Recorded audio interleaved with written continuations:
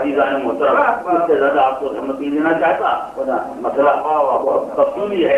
ایک بات اس مقام پر ضرور گزارش کرنا ہے، اور وہ یہ کہ سرکار دو عالم کو پروردگار عالم نے یہ نعمتیں ہیں. اس ماہ شعبان میں پیغمبر کو اللہ نے یہ نعمتیں دی، تو پیغمبر نے نعمتوں کی یہ قدر کہ ماہ شعبان کے دن بھی گزارے عبادت الہی میں، اور ماہ شعبان کی راتیں بھی گزاری عبادت الہی میں. مگر یہ ساری نعمتیں وہ ہیں جن کو سرکار دے کے نہیں چلے گی. کیا کہنا اور جو فرمائیں گے یہ اگر احسان پروردگار ہے جس کی قدر ہمارے آپ کے علاوہ کون سمجھے گا. یہ نعمتیں اللہ نے پیغمبر کو دی تحفظ دین کے لیے، مگر حضور کے سامنے تھے جب بھی اور نہیں تھے جب بھی، حضور ان کو لے کے نہیں چلے گئے. اب یہ رہ گئے سرکار کے بعد یہ ساری نعمتیں باقی رہ گئی. یہ تو مقدر کی بات ہے. نعمتیں رہ گئی، اب یہ نعمت کسے ملے گی؟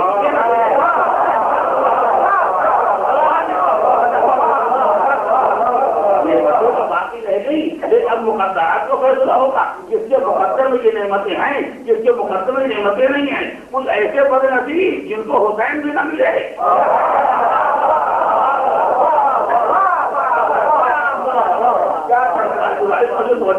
کچھ ایسے بد نصیب ہے جن کو حسین بھی نہ ملے.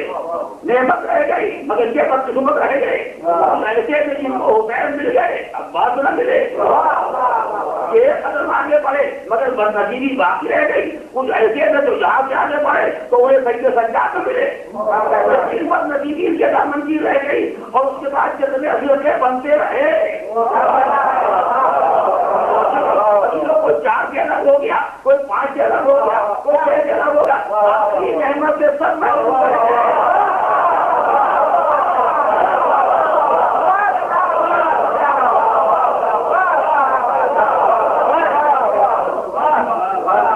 راستے پر چلے تھے وہ بھی آخری منزل تک نہ آ سکے. وہ بھی محروم رہ گئے. ہم اپنے مقدر پر کتنا نہ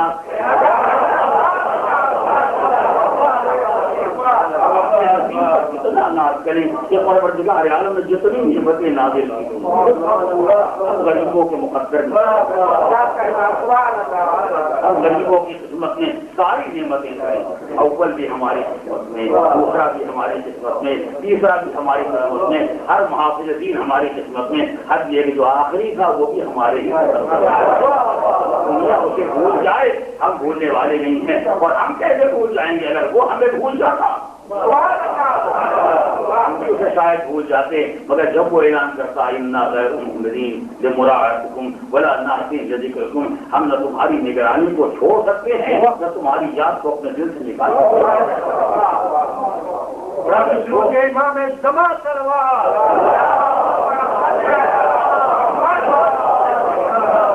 اگر وہ ہماری یاد کو اپنے دل سے نہیں نکال سکتے تو ہم ان کی یاد کو اپنے دل سے کیسے نکال سکتے ہیں. یہ ساری نعمتیں پروردگار عالم نے ہم غریبوں کے مقدر. اس سے بڑا اور انعام الہی کیا ہوگا، اس سے بڑا اور انعام پروردگار کیا ہوگا. تو مجھے اب دوسری بات بھی گزارش کرنا ہوگی، اگر یہ بات صحیح ہے اور یقیناً صحیح ہے یہ ساری نعمتیں ہمارے مقدر میں ہیں، تو عزیزو جتنی شکر پروردگار کی ذمہ داری سارے عالم اسلام پر ہے، اس سے کہیں زیادہ شکر پروردگار کی ذمہ داری ہم پر ہے. جس کی تنخواہ 200 درہم ہے اسے ہی شکر خدا کرنا چاہیے. اگر 200 بھی نہ ملتے تو کیا کرتا؟ تو لے کے نہیں آیا، خدا ہی نے دیا ہے. لیکن جس کی تنخواہ 2000 ہے اس پر شکر کی ذمہ داری بھی زیادہ ہے. جس کی نعمتیں کم ہیں اس پر بھی ذمہ داری شکر کی ہے، مگر کم ہے جس کی نعمتیں زیادہ ہیں اس پر شکر کی ذمہ داری زیادہ ہے. اس لیے بسا اوقات اگر انسان اپنی عقل استعمال کرتا ہے تو یہ سوچتا ہے کہ بلکہ نعمت خدا کم ہو تو غنیمت، شکر کی ذمہ داری بھی کم ہوگی اور حساب بھی کم دینا پڑے گا. ورنہ اگر نعمتوں کی بوچھار ہو گئی تو بظاہر کوئی انسان خوش ہو رہا ہے کہ بہت مل گیا، لیکن کل جب پروردگار پوچھے گا اتنا دیا تم نے شکر کیوں نہیں ادا کیا، تو اگر ہمارا چھوٹا حساب معمولی حساب ہے تو انہیں بڑا حساب دینا ہوگا. ہمارا حساب اگر لمحوں میں ختم ہو جائے گا تو دوسروں کا حساب ساتوں میں ہی ختم ہونے والا ہے. تو جیسی نعمت ویسا ہی شکر انسان کو ادا کرنا ہوگا. نعمت نہ لے غلط بات ہے، لیکن نعمت لے لے تو شکر نعمت ادا کرنا یہ تقاضۂ عقل بھی ہے، تقاضۂ شرع. شریعت کا مطالبہ بھی ہے کہ نعمت الہی کا شکریہ ادا کرو، اور عقل کا قانون بھی ہے کہ جو تم پر احسان کرے، جو تمہیں کوئی نعمت دے دے اس کا شکریہ ادا کرو۔ تو جتنی شکر پروردگار کی ذمہ داری ہم پر ہے، اتنی ذمہ داری عالم اسلام میں بھی کسی پر نہیں ہے۔ سب کے ساتھ کوئی نہ کوئی بد نصیبی شامل ہے، کسی کو پہلی نعمت نہیں ملی، کسی کو پہلی نعمت ملی دوسری نہ ملی، کسی کو دوسری نعمت ملی تیسری نہ ملی، کوئی 6 سے الگ ہوا، کوئی 4 سے الگ ہوا، کوئی 8 سے الگ ہوا، سب نعمتوں سے محروم ہوتے چلے گئے۔ لیکن اگر کسی کو پروردگار عالم میں تمام نعمتوں سے نوازا ہے تو اس کا شکر الہی کی ذمہ داری یقیناً زیادہ ہے۔ یا واضح لفظوں میں کہوں، اگر ہمارے پاس ایک ہی امام ہوتا اور پروردگار عالم نے ہم کو کوئی ایک امام دے دیا ہوتا مثلا، اور ہم سمجھتے 2 رکعت نماز پڑھ لیں گے، اس امامت کے شرف کا اور اس سعادت کا، خوش قسمتی کا حق ادا ہو گیا۔ اگر ایسا کوئی تصور ہمارے ذہن میں ہوتا، جب بھی ظاہر ہے کہ اب تو 2 رکعت کا کام نہیں، اب کو زیادہ کا کام ہے۔ اگر ظاہر ہے کہ ہمارے پاس ایک ہادی اور رہنما کا عقیدہ ہوتا، ہم سمجھتے جو اللہ نے یہ نعمت ہم کو دی وہ تاریخ آئی، ہم نے روزہ لیا جیسا تمام ہو گیا، لیکن نعمتیں اتنی فراہم 14 معصومین پروردگار عالم نے ہمیں دیے اور ہم نے ان سب کو لے لیا۔ جب لے لیا تو اسی اعتبار سے شکریہ کی مقدار بھی زیادہ ہونی چاہیے، ہماری نمازیں بھی عام لوگوں سے زیادہ ہونی چاہیے، ہمارے روزے بھی عام لوگوں سے زیادہ ہونے چاہیے، ہمارے خیر بھی عام لوگوں سے زیادہ ہونا چاہیے، اور خصوصیت کے ساتھ ان تاریخوں میں جس تاریخ میں پروردگار عالم نے کوئی نعمت دی ہے، یہ جو آپ کتابوں میں پڑھتے ہیں لکھا ہوا ماہ رجب کے اعمال، ماہ شعبان کے اعمال، ماہ رمضان کے اعمال، یہ کوئی روٹین نہیں ہے، یہ کوئی عادت نہیں ہے۔ معصومین نے ہر ایسے موقع پر جو اعمال بتائے ہیں، ان اعمال کا مقصد ہی یہ ہے کہ خدا نے تم کو اس تاریخ میں ایک نعمت دی ہے، اس نعمت کا شکریہ ادا کرنا کون کیا چاہے؟ شکریہ ادا کرنے والا جاہل انسان، اور جس کا شکریہ ادا کرنا ہے وہ رب الاسباب۔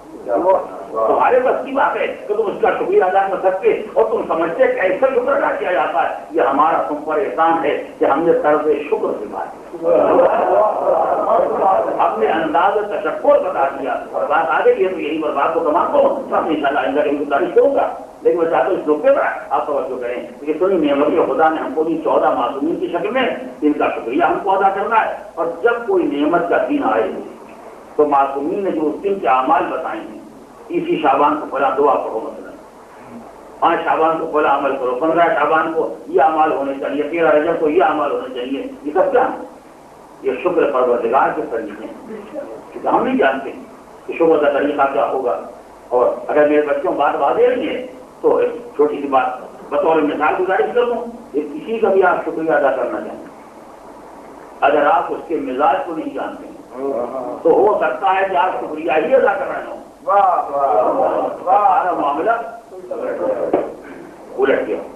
ہم نہیں جانتے کہ طریقہ کیا ہے، اس کا مزاج کیا ہے، اس کا اصول کیا ہے، اس کا طریقہ کیا ہے، ہمیں تو نہیں معلوم، ہم تو اپنے پرانے طریقے سے ہمارے گاؤں میں یہی ہوتا ہے، لہٰذا ہم نے وہی طریقہ اختیار کیا، ہمارے گاؤں سے نکل کے شہر میں آ گئے، طریقے سے سب کو وہاں سے لے کے آنے، اب جو شکریہ ادا کیا وہ ناراض ہو گئے، آپ کو اس کی بھی تمیز نہیں ہے، اس کی بھی تحقیق نہیں ہے، ہم آپ کا احسان کر رہے ہیں، ہم آپ کو نعمت دے رہے ہیں، اور آپ یہ بتاؤ ہمارے ساتھ کر رہے ہیں، ہم اپنی جگہ پر خوش ہیں کہ ہم نے شکر ادا کر دیا، وہ اپنی جگہ ناراض ہیں کہ ہماری توہین ہو گئی، کیوں؟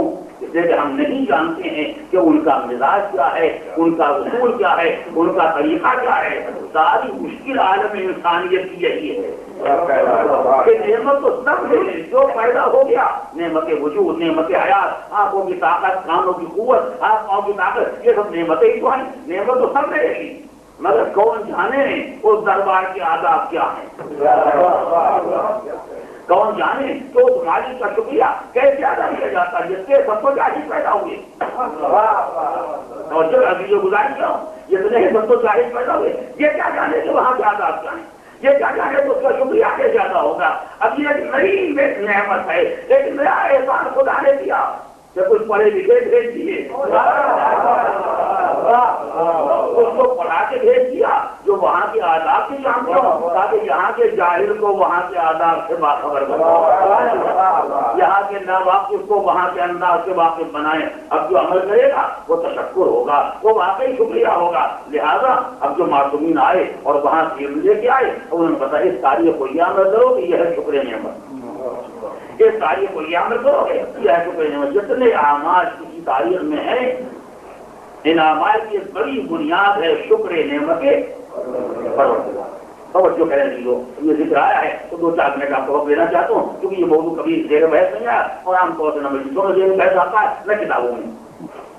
اسے میں چاہتا ہوں ذکر آ گیا ہے تو اسے تھوڑی وضاحت کی طرح اپنے بچوں کے لیے اور نوجوانوں کے لیے۔ تو یہ سارے اعمال کیا ہیں؟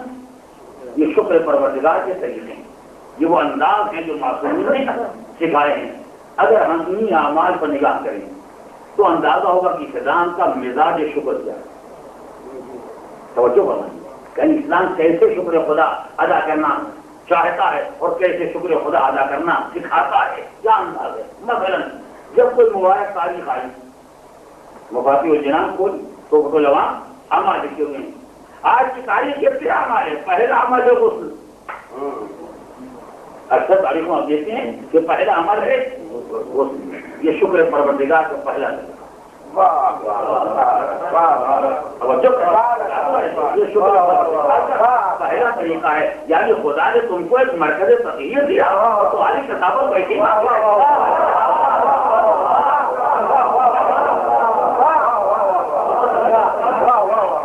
ایسا انسان جو مصداق تغیر ہے، جو مرکز طہارت مجسم طہارت ہے، اگر خدا نے ایسا انسان کو بھیج دیا ہے تو اس طہارت تم بھی اپنے اندر پیدا کرو، اس پاکیزگی تم بھی اندر پیدا کرو، تاکہ معلوم ہو کہ ہاں تم نے نعمت خدا لی ہے تو اس کا کوئی شکریہ ادا۔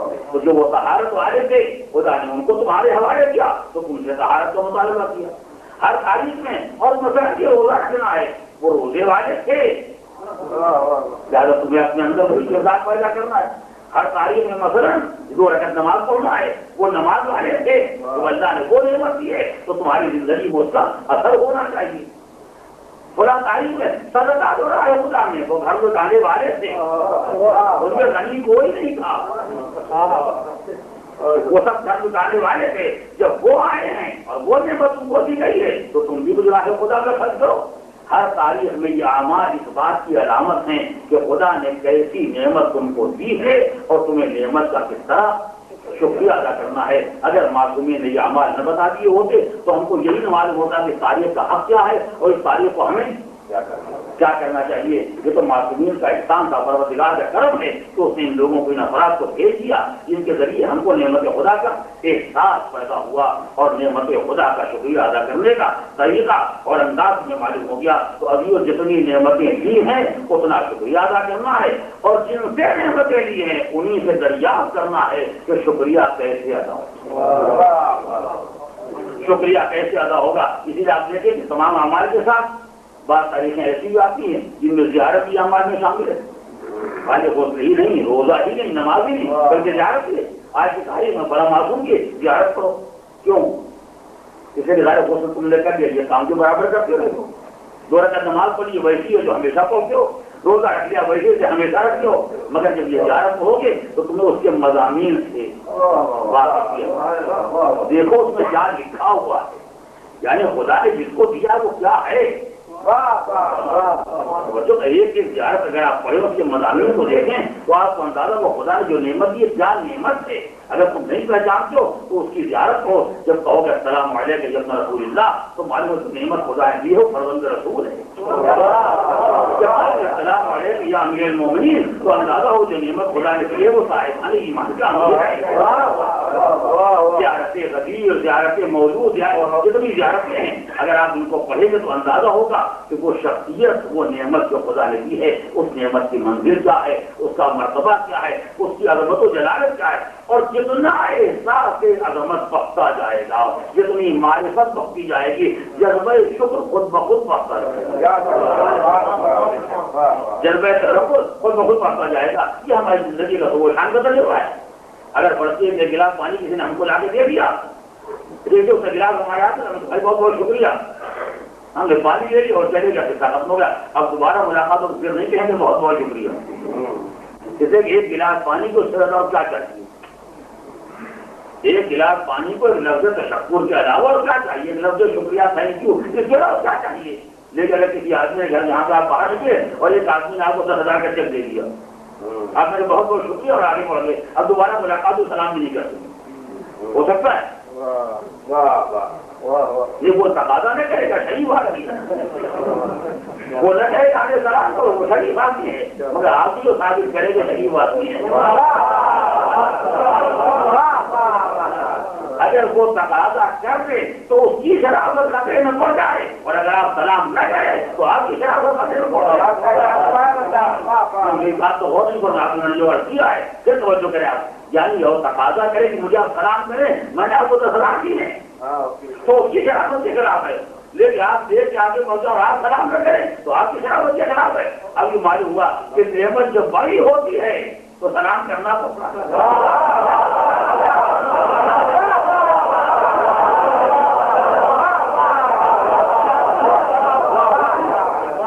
نعمت جب بڑی ہوتی ہے تو شکریہ میں سلام کرنا پڑتا ہے.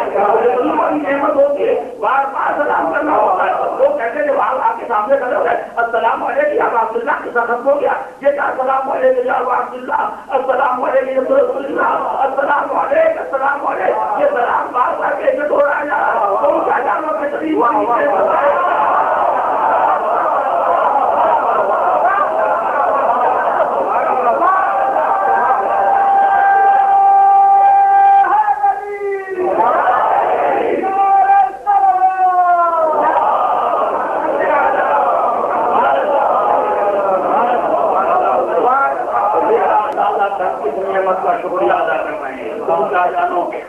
بڑی نعمت ہے اور یہی وجہ ہے. توجہ کریں، بات آئی ہے تو میں چاہتا ہوں اس کی وضاحت بھی ہو جائے. یہی وجہ ہے، ایک لفظ کی تکرار نہیں ہوتی. ہم کو سکھایا گیا ہوتا کہ جو حسین کی بارگاہ میں کھڑے ہو، السلام علیکم یا ابا عبداللہ، السلام علیکم یا ابا عبداللہ، تصویر لے کے کھڑے ہو جاؤ اور 100 مرتبہ پڑھو. بھائی ہے یہ کسی زیارت میں آپ نے دیکھا ہی اندر امیر المومنین کی زیارت، ائمہ تحریر کی زیارت، امام حسین کی زیارت جو راتیں پڑھی جاتی ہے، یا روزانہ آپ جو زیارتیں پڑھتے ہیں، چاہے وہ امام زمانہ کی زیارت ہو چاہے امام رضا کی زیارت ہو، کبھی آپ نے دیکھا اسی جملے کو دوہرا دیا جائے؟ نہیں، یہ جملے کیوں بدلے گئے؟ رات تو ایک ہی ہے، سلام تو ایک ہی کو کیا جا رہا ہے، یہ لفظیں کیوں بدل جا رہی ہیں؟ یہ جملے کو تبدیل کیے جا رہے ہیں تاکہ تمہیں احساس پیدا ہو جب کہ السلام علیکم یا امیر المومنین تو اس نعمت کا شکریہ ادا کر رہے ہیں کہ آپ ہمارے امیر ہیں، آپ ہمارے امیر ہیں، آپ ہماری دنیا کے ذمہ دار ہیں. تو ہم نے کہا السلام علیکم یا امام المتقین، بڑی نعمت ہے کہ آپ ہمارے امام ہیں. ایک امیر دنیا میں کام آتا ہے، امام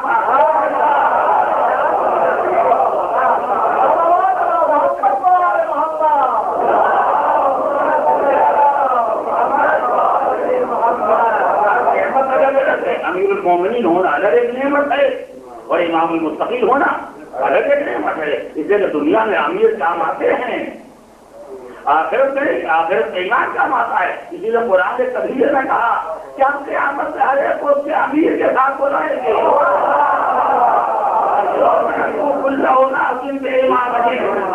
ایمان کے ساتھ بلائیں گے تو امیر مل جانا دنیا میں جینے کا سہارا ہے، جانا آگے اپنے بخشش کا سہارا.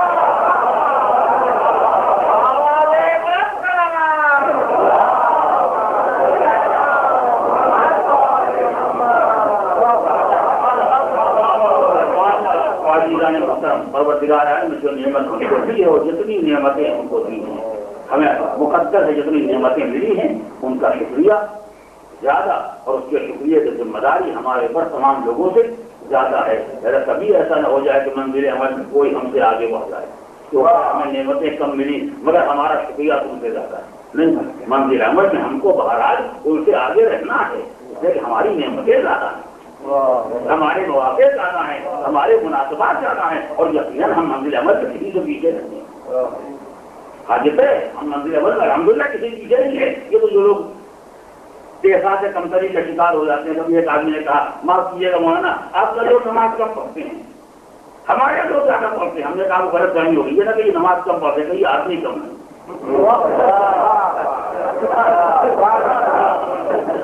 یہ نہ کہ نماز کم پڑھنے کی آدمی کم ہے پارٹی چھوٹ نہیں ہے جماعت کے اندر اگر آپ اوسط نکالے تو آپ کو حال معلوم ہو جائے گا. آپ ایک مسجد سے 50 آدمی کو دے گا کیا تو کوئی نمازی نہیں پڑھتا ہے, ایک مسجد میں 100 آدمی کو دے گا ماشاء اللہ مسجد کھڑا کر دی ہے, مگر حضور یہ 50-100 میں سے ہیں, وہ 100,000 میں سے 50% ہے, 10% آگے نہیں بڑھے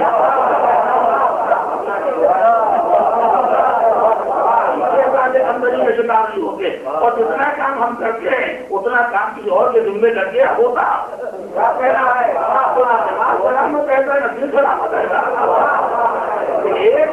ایک نعمت وجود پیغمبر اس پر 2 چرچے کر لینا یہ کل شکر خدا کا ہو گیا.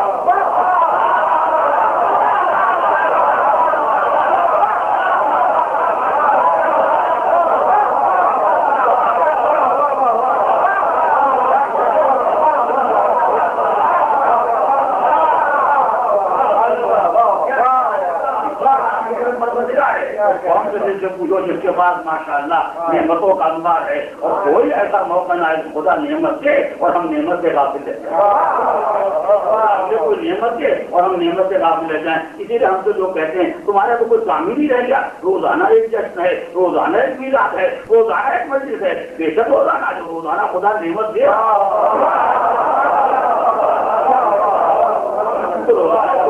ادا کرتے رہے, نعمتوں سے محروم ہو گئے ہوتے تو آپ کی طرح جیسے ہو جاتے. مگر جب نعمتیں ملی ہیں تو نعمتوں کو یاد رکھنا ضروری ہے. ہم نعمت رب دے گا اور خدا نے پیغمبر سے کہا ہے کہ تمہاری ایک ذمہ داری ہے ہماری نعمتوں کو بیان کرو. بات طویل ہو جائے گی, یہی میں تمام کرنا چاہتا ہوں. یعنی خالی یہ نہیں کہ شکریہ ادا کرو, ایک بات تو اور کریں, خالی یہی نہیں کہا کہ پیغمبر ہم نے بات تو شکریہ ادا کرو, یہ تو خدا بندے کے درمیان کی بات ہو جائے گی. خدا نے ہم کو نہیں کہا کہ ہم نے ہمارا من کیا دوڑ کر نماز پڑھی, شکر نعمت ادا ہو گیا. اللہ نے کہا نہیں پیغمبر اما سے نعمتیں رب دے گا ہماری نعمتوں کا بیان کرو. یہ معاملہ ہمارے تمہارے درمیان میں رہے گا. لوگوں کو بتاؤ خدا نے تمہیں کیا کیا نعمتیں دی ہیں, لوگوں سے بیان کرو کیا نعمتیں دی ہیں. اگر خدا نے پیغمبر سے بیان کرنے کے لیے نہ کہا ہوتا تو ہم بھی ہر تاریخ نماز پڑھتے چپ ہو گئے ہوتے. بیان کو ذمہ داری بنا دیا تو یہ بیان ہی تو کیا ہو رہا ہے.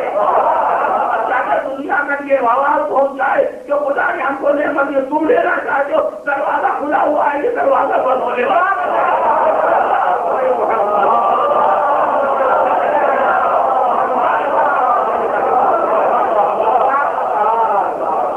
الہی بحق الزہراء وابیہا وبعدہا وقربنا بارہا جملہ مومنین کو اعمال صالحہ کی توفیق ایمان حق بیمار کربلا انہیں شفاء کامل عاجل جو مستحق حج و زیارات میں حج و زیارات مشرف برکم اسلام کو سربلند برکم کفر و شرک و نفاق کو سرنگوں خلاف اسلامی کی حفاظت ظہور امام میں تعجیل ان کا صاحب انصار و عوان.